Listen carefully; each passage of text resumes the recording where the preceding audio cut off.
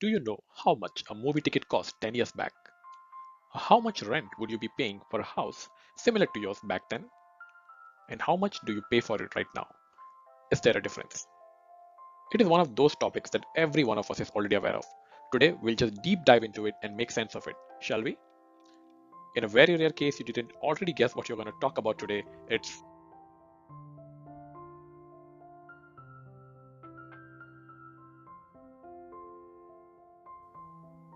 first things first.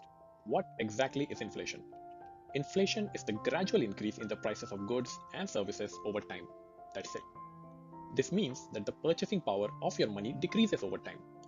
If a loaf of bread cost 35 rupees 2 years back and now it costs 40, that's inflation at work. Those movie tickets, those rent payments we were talking about, all inflation. Now, when we deep dive into the topic, we see that there are three main types of inflation: the demand pull, the cost push, and the built in types of inflation. Demand pull inflation happens when the demand for goods and services exceeds their supply. Think of it as too many people chasing too few items to be sold. Governments printing excessive money and pumping it into the system, raising the prices to unbelievable level, come in this category. In Zimbabwe, excessive printing of money led to hyperinflation, where prices doubled every day, making the currency almost worthless. On the other hand, countries like USA and our own country India manage inflation quite well through economic policies keeping it relatively stable. Next comes the cost push type of inflation. This occurs when the cost of production increases, leading to higher prices for consumers. For example, if the price of the oil itself goes up, transportation cost rises, and so do the prices of almost every commodity. Finally, there's the built-in inflation. This is when businesses and workers working there expect prices to keep rising, so they increase wages and prices accordingly. It's like a self-fulfilling prophecy. The prices are bound to rise. A very special note here. Why did I say inflation is a gradual increase and not a sudden one? This is something important and interesting that we need to clarify so we don't mess up the concept going ahead. See, in times of tragedy, let's say when your city is flooded or when there was a pandemic going around, prices temporarily shot up for most essential items. It was due to extreme scarcity of resources, and it is more of an opportunistic pricing. We'll talk about opportunistic pricing some other day. Today, we are dealing with inflation. Inflation is like a game of catching up. When you get paid, you have the power to go out and buy things you desire. But so does everyone else around you. With time, this demand increases until it outruns the supply for that object. And then prices rise because of this imbalance. This price rise makes it unaffordable for certain people to afford that object fully or partially, while others with higher income will continue to acquire it. At a certain point, the demand would fall enough and prices would stabilize, although at a higher point than before. That is exactly what is inflation. So the rich would continue to spend money, money would keep circulating, everyone's wages would catch up to that price, you get increased wages, and the cycle continues. Governments have an important role to play in managing inflation. Most central reserve banks, like the RBI in India or Federal Reserves in US, can control and manage inflation to a certain extent. They perform two important functions. First is measuring inflation, like consumer price index, wholesale price index, inflation rate, etc. They publish this from time to time. Do you know your country's current inflation rate? If yes, please comment in the box. Second, government can also control inflation to a certain extent. They do this indirectly by controlling the flow of money itself into and out of banks.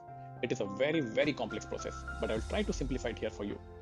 As inflation rises, RBI would push banks to increase their FD and their loan interest rate.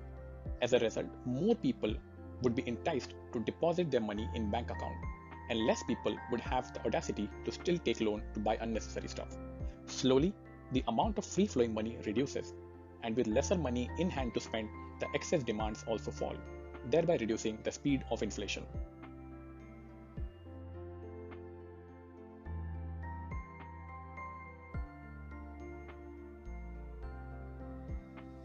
So, how does inflation affect us in our daily life? If you remember from one of our previous videos on time value of money, inflation is one of the primary reasons why money loses value over time. If you haven't seen it yet, please go ahead and watch that as well. When prices rise, the value of money decreases. This means you need more money to buy the same goods and services. For example, if you saved 1000 rupees a year ago, it might buy you less today due to inflation. This is why it's important to understand and manage inflation.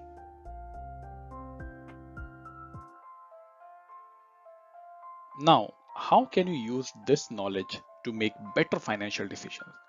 First, invest wisely. Remember that inflation is the primary risk in holding your wealth as cash.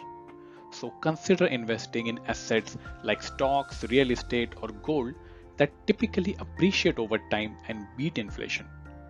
These can help protect your wealth from the effects of inflation. Secondly, diversify your portfolio. Don't put all your money in one type of investment. A diversified portfolio can help mitigate risks and provide better return. Remember to pick only those assets that actually do beat inflation over time. Stay informed by keeping an eye on economic indicators and government policies that can affect inflation. Government publishes the data from time to time on inflation rate and what it is doing about it. This will help you make timely decisions about your savings and your investment options.